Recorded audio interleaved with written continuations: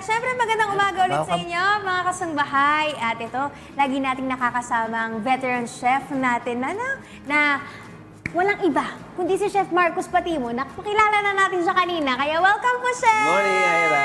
Good morning, Kuya.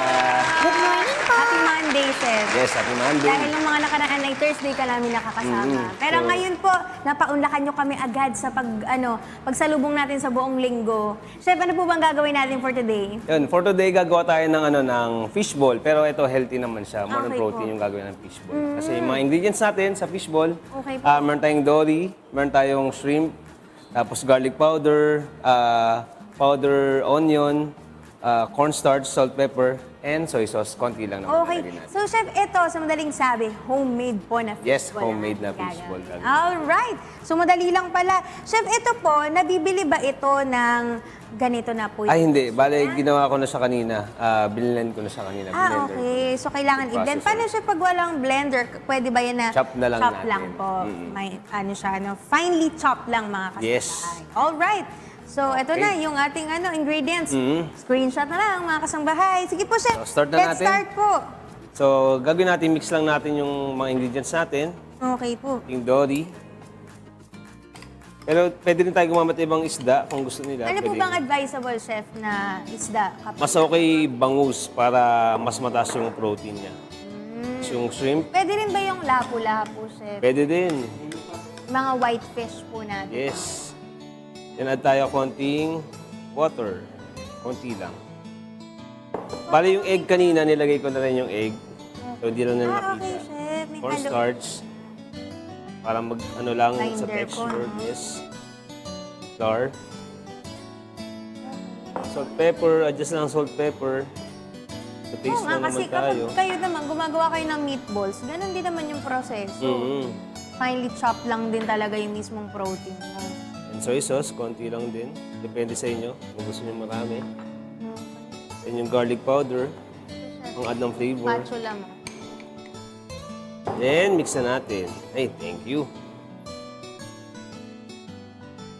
Ito, Chef, pwede rin ba to sa mga meal plans po na... Yes, pwede rin. Kasi di ba minsan yung mga nag-meal pa, nagsasawa na sila sa ulit-ulit na pagkain. So, namimiss na yung mga comfort food na Correct. pagkain ng ganto, Ang fishball. merienda. Yes. Oo nga, mas maigi ikaw na lang din ang gumawa sa bahay ng sarili mong fishball. Yan. So, mix lang natin siya. Pero Chef, ito pwede pa tayo mag-incorporate ng mga gulay dito, no? Yes, pwede tayong mag-add dito ng mga spring onion or carrots sa ating fishball na homemade. Tapos yung iba, Chef, kasi napansin ko, karamihan ng nakalagay po sa ingredients natin, mga powdered na, in powdered form. So yung mga powdered na yung moringa, powdered. Yes, pwede rin tayong po mag-add. tayo maglagay, no? Para mas may additional tayo na nutrients. Mm. Ayun. Para mas healthy yung fishball natin. So, after na ma-mix natin lahat ng ingredients, Well combined. yes, add na natin sa kumukulong tubig. Yan.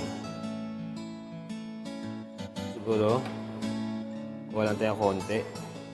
Ay, ayun. Add natin siya dito. Tapos pag lumutang na siya, ibig sabihin, luto na yung fishball. Tapos saka natin siya i-fry. Ipa-fry din natin siya, Chef. Yes. Pwedeng mas maganda oven para hindi mas mataas yung calories natin. Naisip ko, Chef, pwede rin to, no? Parang sa hot pot. Pwede rin. Kasi di ba naglalagay din naman tayo doon ng mga shrimp balls, lobster balls. Yes. So, pwede nga siya sa hot pot. Interesting. Tapos, lagay na lang kayo ng gulay, di ba? Galing. At least ito homemade pa. Yes. Wala naman tayong sinasabi na hindi okay yung mga hindi homemade, ah. Pero it's just, very interesting kung paano ginagawa yung mismong shrimp po. Actually, ako nagawa ng paumbong na na fishball sa Bulacan. Ito po, Ako nag-consult sa kanila. okay. Ala, Chef, alam niyo po, taga-paumbong din. Ah, talaga? Opo. Kami po ay mga Paumbong. taga-paumbong. Ayan. Ang layo. Ito. So, ito po, Chef, isa sa mga client po ninyo. Yes. Okay. Sila po. Wala. paano, chef, kapag kunwari gusto po nila mga ibang klase, sa business po nila, magpapakonsult sila po sa inyo, paano po ba yung process nun?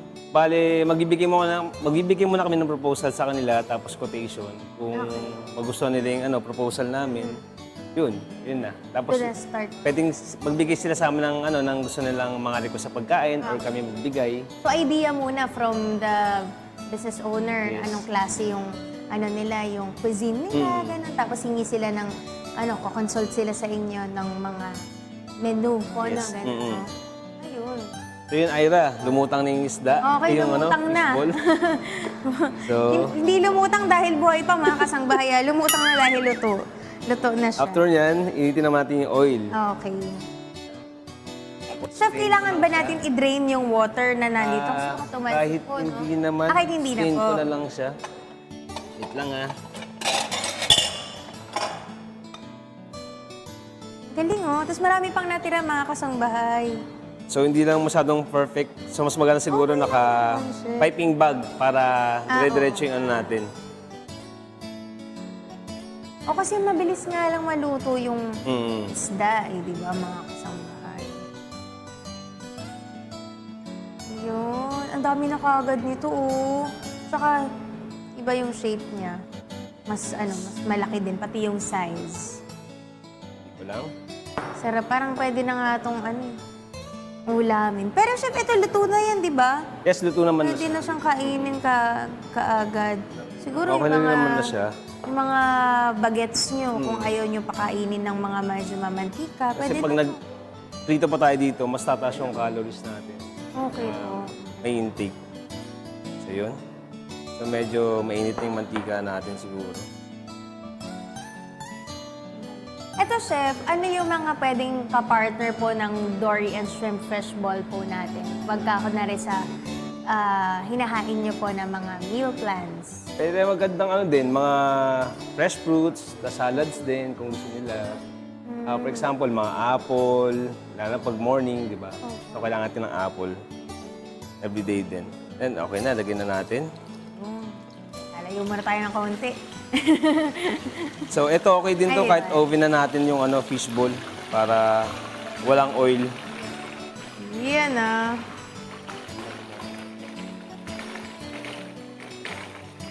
Pangiti ako eh. Tatawa ako. Gusto kong gawin din yan. Tapos chef, ano yung sauce po natin dito? May sauce pa ba yan? Or So mas maganda dito vinegar na lang para Parang legit na Yes. fishball talaga, di ba? Ganun lang. Pero chef, yung estimated po natin na calories din dito or yung nutrition facts na lang din for this sa mga recipe. 5 pieces na na fish ball nasa 200. Ako, nag-error. Isa pa. Ay, nag-overheat siguro. Nag-overheat Sige. pa. Mukhang kailangan nating balikan to, mga kasangbahay. Sabi niya, teka lang. Ayan. Sige, sa tingin ko, babalikan muna natin mga kasangbahay yung ating shrimp fish ball dahil nagkakaroon siya ng technical problem. Yan, okay na. Ay, Oo nga. Isa pa po. ayaw. Pero okay na po ata din to. Sige, mukhang okay na ba, chef? Kasi luto na rin naman no? Okay.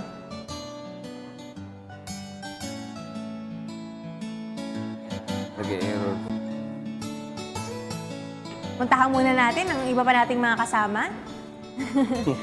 Para ma-prepare natin ng maayos ang ating shrimp and dory fish ball.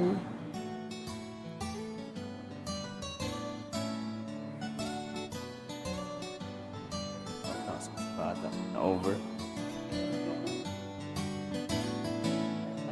Ay, hindi kasi siya naluluto, mga kasangbahay. Kasi namamatay yung ating ang ating kalan. Ating stove. Sige, chef, pero around 650 to Yes, yung lahat-lahat 700. ng ano, Lahat ginawa naman yan. Good for din to, no? Parang 3 to 4 servings po. Mga ganun. So kung hahatiin mo yun, medyo maliit lang din yung makukuha mong calories din pala dito. Pero mataas ang niya, chef, ang protein Mataas. content po niya. Kasi syempre, Dahil dun sa shrimp.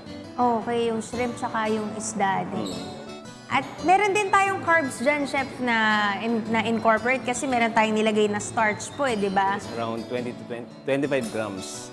At syempre, hindi mo mawawala yung fat kasi iprinito natin siya nasa around 15 to 18 grams. So ito po, ang magagawa naman natin dito, katulad nga ng sinabi ni chef, no, medyo malaki lang din yung nailagay natin, pero kayang-kaya sa 500 grams na to, 500 grams na fish and shrimp, 20 pieces. Pero per 5 pieces, yung calories natin, ayan, ito, nasa 160 hanggang 180 calories lang. Tapos yung protein, chef, Ayun, yung protein natin, nasa, 21 to 24 grams naman. ayan. Para sa 5 pieces na fishball. Oh, maganda pala to rin, chef, kung sakasakali.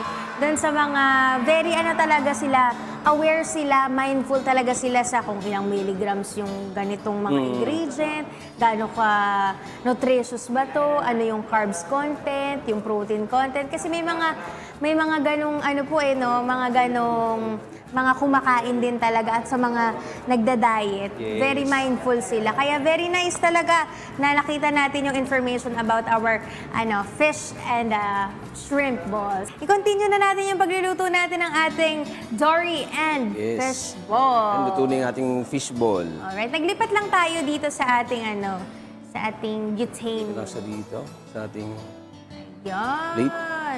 Kasi naalala niyo mga kasangbahay, pagka kayo nagpapaluto kayo ng fishball, gusto niyo yung tostado. Sabihin niyo pa kay Manong na nag-fishball, Kuya, patusta po, ganyan. So, mas maganda kapag medyo, merong toasted na sides yung ating, fishball. Alright. Yeah. Diba? Iba pa rin kapag homemade. Sa mga gusto magpakonsulta kay chef ng kanilang mga business Restaurant. na itatayo, sa Yes. mga restaurant, gusto And cafe. magpa-come up ng mga recipe katulad nitong fishball na ito.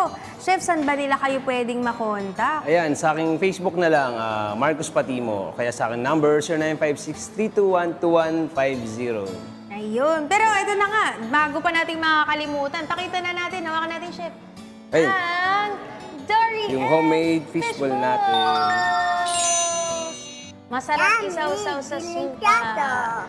Or dun sa matamis na sauce. Yung sweet sauce, no? Yes. Alright! Yay! Chef Marcos, maraming salamat Thank you, po Ira. for sharing this recipe. At yun nga, bukod po dun sa kaninang pre-nomote po ninyo kung saan po nila kayo pwede makontak. Baka po meron kayong gustong i-shout out for today. Ayan, nanonood ngayon si Miss Gladys ang Skinline, si Orlis Pombong Fishball, tapos si Sea Breeze Hotel ng Cebu. Yun lang. Maraming salamat. Thank you din, po, Ira. Chef. And